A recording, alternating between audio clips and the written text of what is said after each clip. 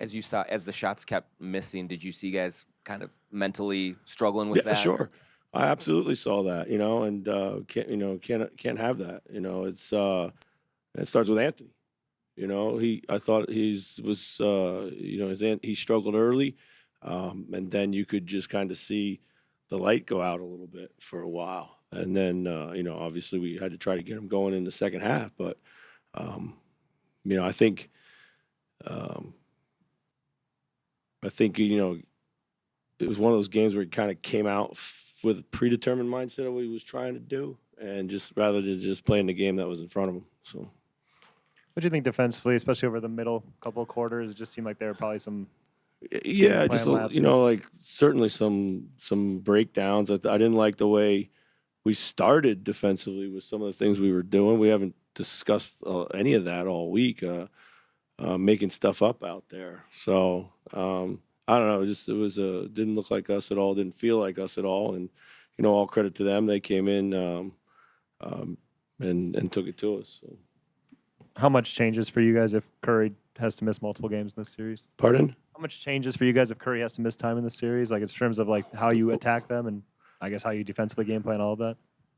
Yeah, well, obviously, allows us to move matchups around and different things like that. So we'll look at it.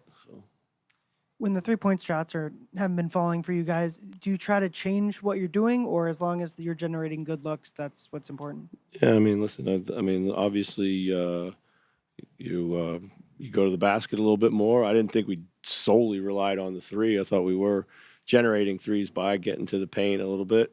We didn't finish well around the rim when we had opportunities to do so. That's certainly got to be an improvement for us.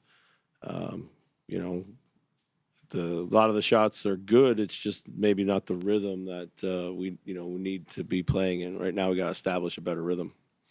You mentioned it kind of starts with Ant. Is that something maybe you mentioned kind of the energy, the spirit starts with Ant. Is that something that you and he talk about maybe ahead of game 2 now? No, what is there to talk about? You're the leader of the team, and you got to come out and set the tone. In all ways that happens. And if your shot's not going, you still have to carry the energy. So I don't think there's.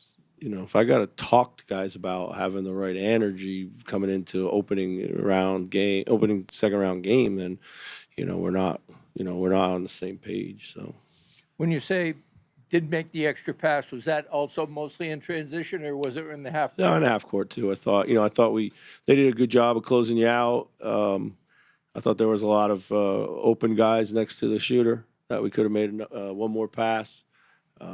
Keep them on the run a little bit more. So. And then the zone, they run it a lot. You expected. They ran it for about 5 minutes, and we struggled against it, but they ran it for about 5 minutes in the second. So. Chris, how do you impose your size advantage more in game 2?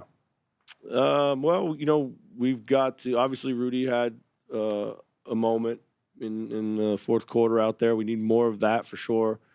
I thought Julius started well,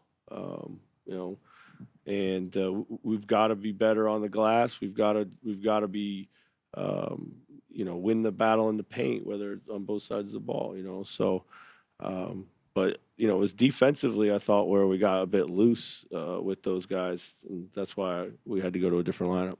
So. The first round is obviously source material for the Warriors to prep for this one. Pardon? The first round is source material for the Warriors to prep for this one. Did you see anything in terms of the way they played you defensively as a carryover, how the Lakers played you in game 5 when you shot poorly from 3? No, the Lakers put 2 on the ball pretty much all night long. These guys were more heavy switching, kind of swarming Ant and stuff like that. So. Any other questions? Thanks.